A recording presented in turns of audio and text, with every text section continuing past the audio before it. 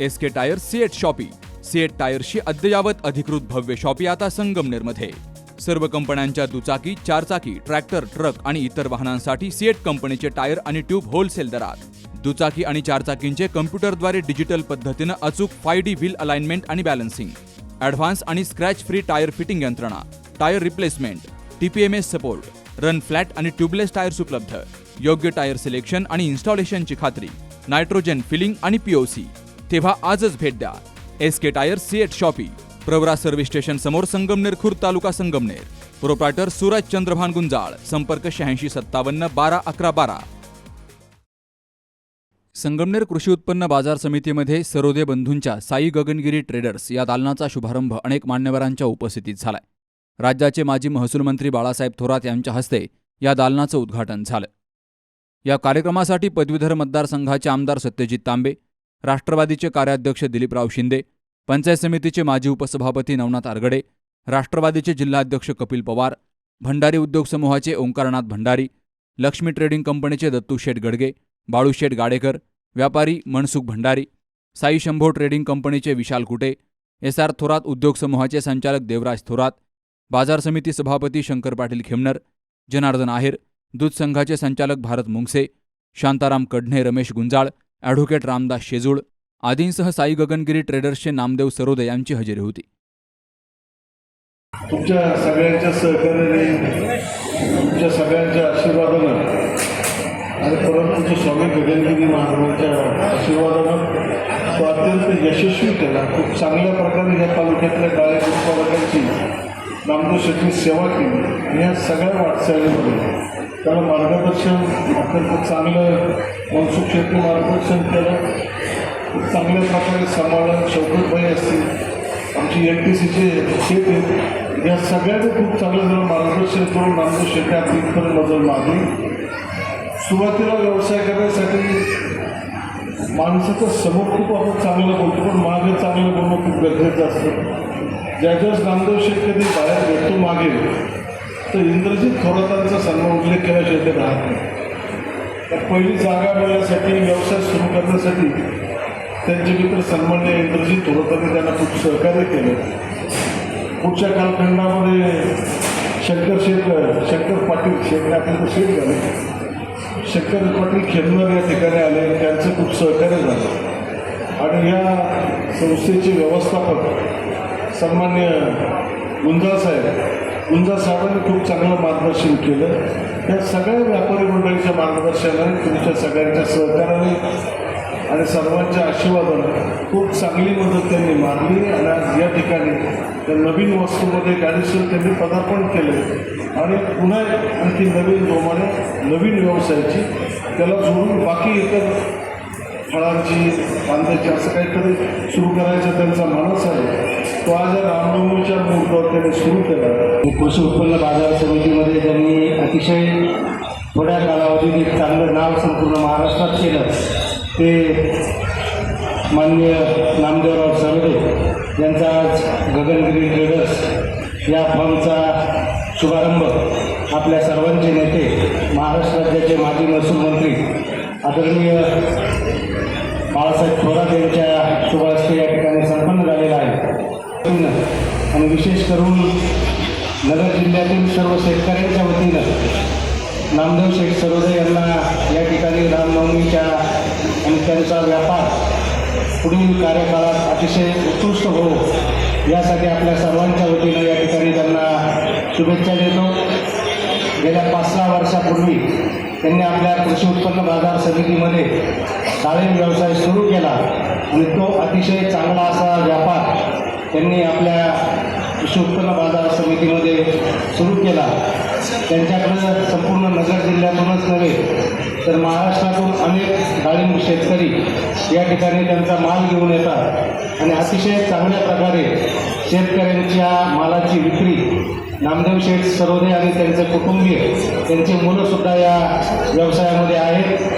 ते अतिशय चांगला व्यवसाय आणि अतिशय शेतकऱ्यांना चांगली सेवा या ठिकाणी देत आहेत. या ठिकाणी शेतकऱ्यांना सेवा देत असताना आता पुढं त्यांनी आणखी शेतकऱ्यांची चांगली अशी व्यवस्था, जो शेतकरी बाहेरून माल घेऊन येतो त्यांची राहण्याची सुद्धा शेतकरी साधारणपणे 12च्या नंतर या ठिकाणी माल घेऊन आल्यानंतर त्यांची आपण कृषी उत्पन्न बाजार समितीने सुद्धा या ठिकाणी थोरात साहेबांच्या माध्यमातून एक चांगला असं या ठिकाणी जवळजवळ 1.5 कोटी रुपये खर्च करून शेतकरी निवासाची व्यवस्था केलेली आहे. नवीन अशा दालनाचं उद्घाटन झालं असं जाहीर करतो. साई गगनगिरी ट्रेडर्स ही फर्म 2013 मध्ये सुरू करण्यात आली आणि ही 13-14 वर्षाची एक यशस्वी वाटचालीमधला महत्त्वाचा टप्पा आजच्या या दालनाच्या उद्घाटनाचा येथे होतो आहे.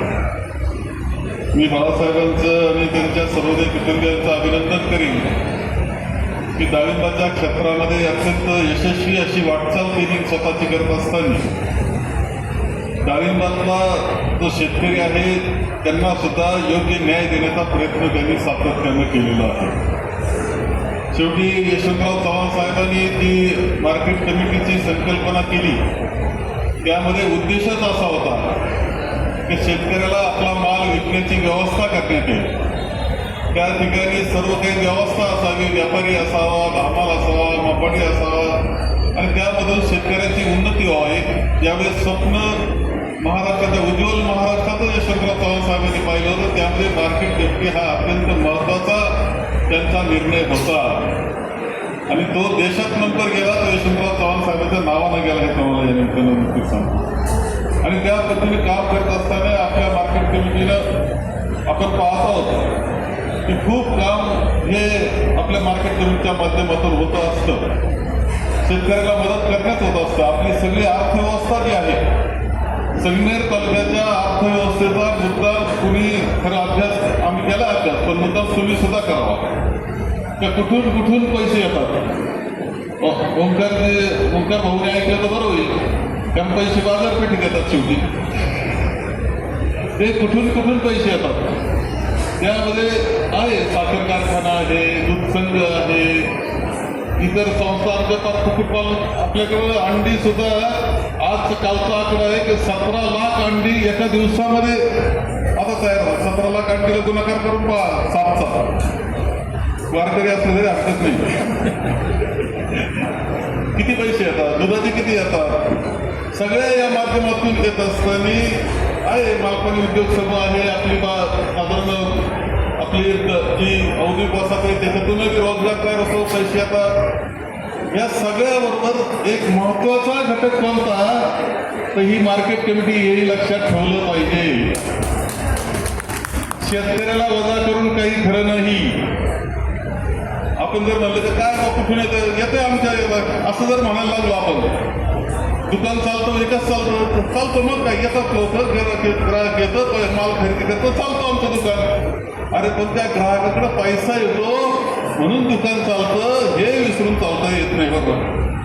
आणि ह्या सगळ्या अर्थव्यवस्थेचा अभ्यास करत असताना मार्केट कमिटी हे महत्त्वाचं साधन आहे.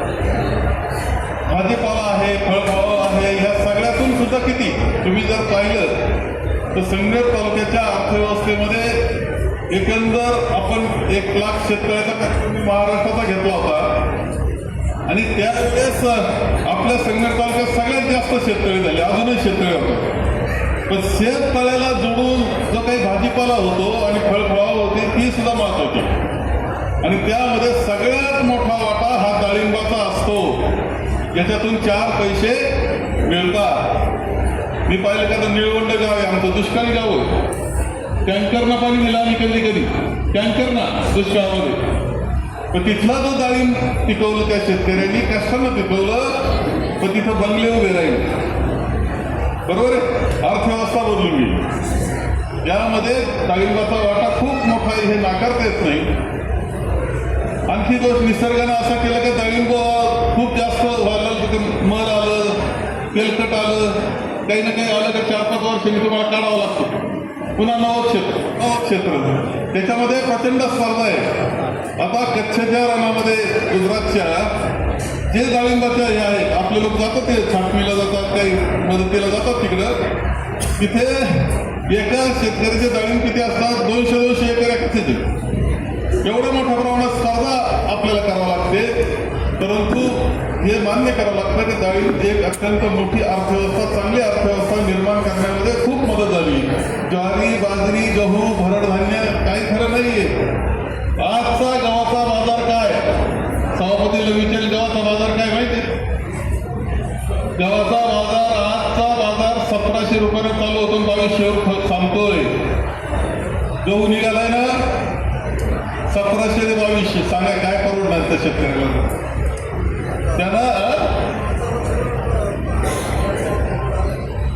असं जर होत असेल तर काय कसं चालणार? तर अशा ह्याच्यामध्ये असे काही पिकं आहे की जी आपल्याला मदत करतात. त्यात डाळिंब आहे. आपल्या बाजार समितीनं खूप काम चांगल्या पद्धतीनं केलेलं आहे. आता शंकर पाटलांच्या नेतृत्वाखाली आपले आता काम चालू आहे आणि त्यामध्ये एक चांगली आपल्याला मध्ये पारितोषिक सुद्धा मिळालं कृषी उत्पन्न बाजार समितीला. कोणतं? सर्वोत्तम काय मोठा पुरस्कार सुद्धा राज्य पातळीचा मिळाला. याला कारण तुमच्या सगळ्यांचा सहभाग आहे, मी नाकारत नाही, पण तो पुरस्कार आपल्या बाजार समितीला मिळालेला आहे. बाजार समितीनं उपबाजार समिती काही ठिकाणी सुरू केलेले आहेत. आता तर मला कालच शंकर पाटलांनी सांगितलं की आंबी फलफाला सुद्धा आता होतं आहे. सगळ्यात मोठं चांगलं आणखी सुंदर होतंय, इतर आहेतच, पण आपल्या होत असलं वडगाव पामचं 22 एकराचं जवळपास 22-23 एकराचं आहे. ते रेल्वे स्टेशन झालं असतं, दिलीपरावला सांगेल तेवढं रेल्वे स्टेशन झालं का तुमचं झालं त्या नावाचं काय तेवढी खुटी काढून टाका. सगळेजण जर लागले तुम्ही कपिलला मदतीला घेतलं तर तुम्ही दोन मिनिटी खुटी काढली तर तिथं स्टेशन झालं तर आपण बाजार समितीच चांगलं चालत.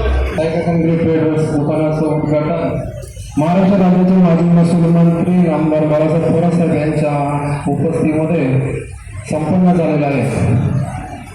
साहेब, या क्षेत्रामध्ये आम्ही येत असताना आम्ही दादांचं एक वाक्य, सतत दादांचं वाक्य कायम ठेवत असतो. संधी ही वारसाने मिळत असते, कर्तृत्व सिद्ध करावं लागतं. ते कर्तृत्व सिद्ध करत असताना आम्हाला आमचे मार्गदर्शक नामदेव सरोदे, त्याचप्रमाणे बालमशेठ सरोदे आणि ज्या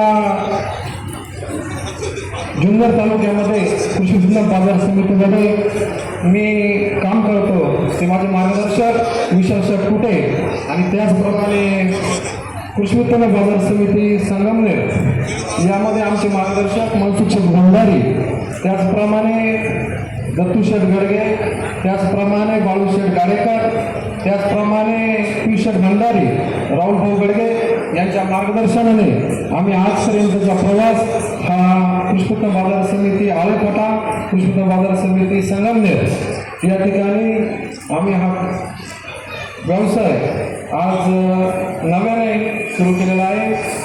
आणि या कार्यक्रमाच्या निमित्ताने आपण सर्वजण वेळात वेळ खर्च करून या ठिकाणी आलात. मी सर्वांचे मनापासून धन्यवाद आणि आभार मानतो. आम्हाला या पुढील कालखंडात आमच्या परिवारावरती असेच प्रेम असू द्या ही सर्वांना मी विनंती करतो आणि धन्यवाद देतो.